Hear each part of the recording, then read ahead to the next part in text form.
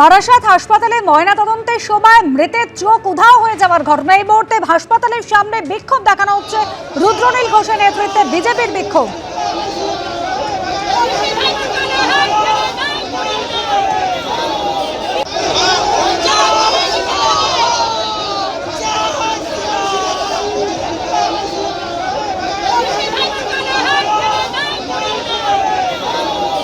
সমীরণ পাল আমাদের প্রতিনিধি রয়েছেন আমাদের সঙ্গে টেলিফোন লাইনে। সমীরণ, কি দাবি বিজেপি?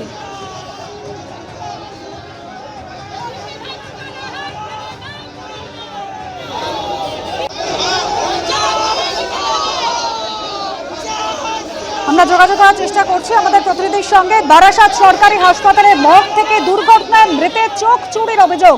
তা স্থানীয় বাসিন্দারা, মৃতের পরিবারের সদস্যরা এর আগেও বিক্ষোভ দেখিয়েছিলেন। এই মুহূর্তে বারাসাত হাসপাতালের সামনে রুদ্রনীল ঘোষের নেতৃত্বে বিক্ষোভ দেখাচ্ছেন বিজেপি নেতাকর্মীরা। সমীরণ পাল রয়েছেন আমাদের সঙ্গে। সমীরণ, বিজেপির বিক্ষোভ, কি দাবি করা হচ্ছে বিজেপির তরফ থেকে? দেখো, বিজেপির তরফ থেকে দাবি করা হচ্ছে যে বারাসাত মেডিকেল কলেজে সেখানে ন্যূনতম পরিকাঠামো নেই।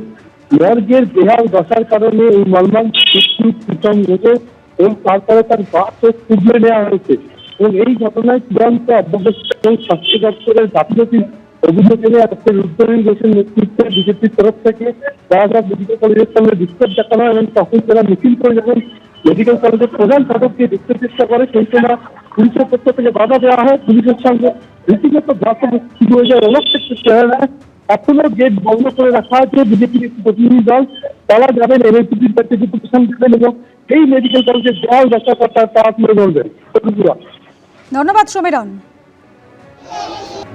বর্ধমান স্টেশন চত্বর থেকে উদ্ধার হলো 18 লক্ষ টাকা।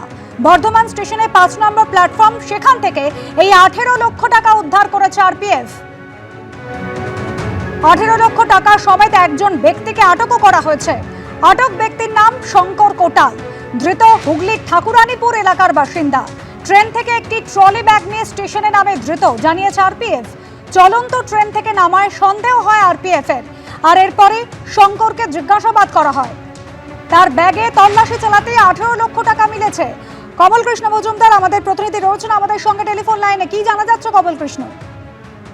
দেখো, যে ঘটনাটা যে কালকে হচ্ছে তোমার আরপিএফ এবং হচ্ছে রেলের যে সিআইবি ডিপার্টমেন্ট আছে তারা বর্ধমান স্টেশনে তল্লাশি চালাচ্ছিল এবং তখন যেটা দেখে যে একটু ট্রেন ডাউন হচ্ছে আকালতাক এক্সপ্রেস, যেটা হচ্ছে হাওড়ার দিকে যাচ্ছিল। সেই ট্রেন থেকে যেই ট্রেনটা বর্ধমান স্টেশনে স্টপেজ নেই, কিন্তু ট্রেনটা বর্ধমান স্টেশনে ঢোকার সময় 5 নম্বর প্ল্যাটফর্মে স্লো করে এবং সেই ট্রেন থেকে হঠাৎই একটি লাগেজ ব্যাগ নিয়ে এক ব্যক্তি নামে।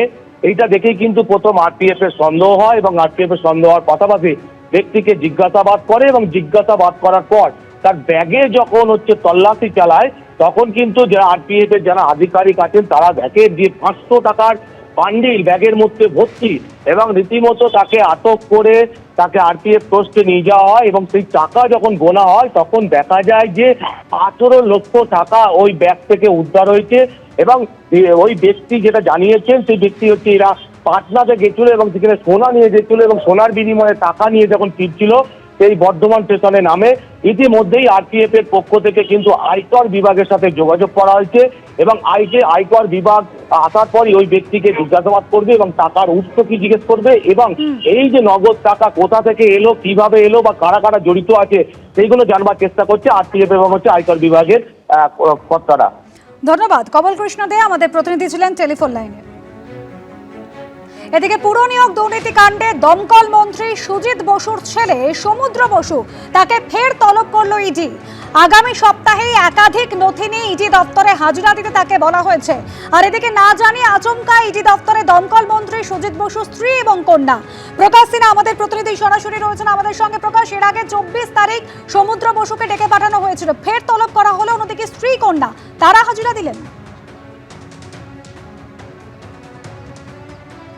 দেখো, আমরা দেখতে পাচ্ছি স্ত্রী অর্থাৎ দমকল মন্ত্রী সুজিত বসুর স্ত্রী এবং কন্যা দুজনেই কিন্তু আজকে ইডি দপ্তরে এসছিলেন। আমি ছবি দেখাতে বলবো। গাড়িতে বসে রয়েছেন দমকল মন্ত্রীর স্ত্রী, তিনি কিন্তু গাড়িতে বসে রয়েছেন, তিনি এসছিলেন। কথা বলার চেষ্টা করব।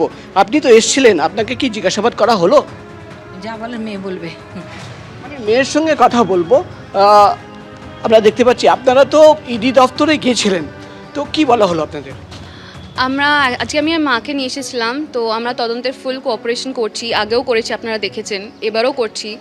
আর আজকে মাকে নিয়ে আসলাম, বাট ওনারা বললেন যে ফিরে যেতে। ওনারা বললেন যে ওনারা ব্যস্ত আছে, তো ওনারা দেখা করতে পারবে না। নেক্সট ইন্টিমেশন দেওয়ার পরে ওনারা আসতে বললেন। তো আই থিঙ্ক আমরা আবার আসবো ফুল কোঅপারেশন করতে, মাকে নিয়ে আবার আসতে হবে। আমরা দেখেছি আগেও কপারেশন করেছেন, আপনি এসেছিলেন, সমুদ্রকে ডাকা হয়েছিল, তিনিও এসছেন।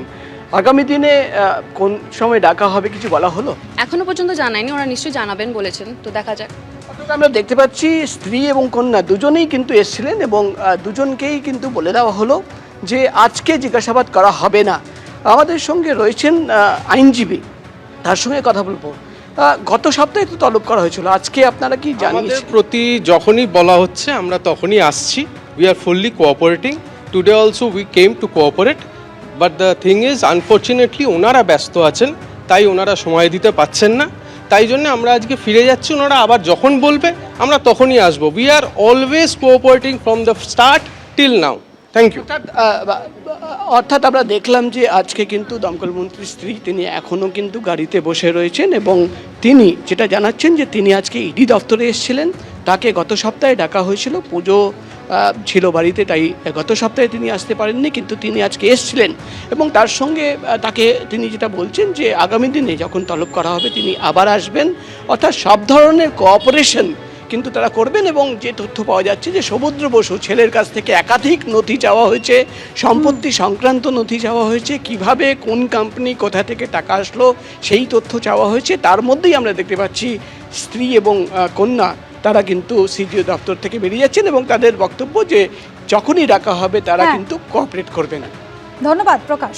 এবিপি আনন্দ, এগিয়ে থাকে, এগিয়ে রাখে।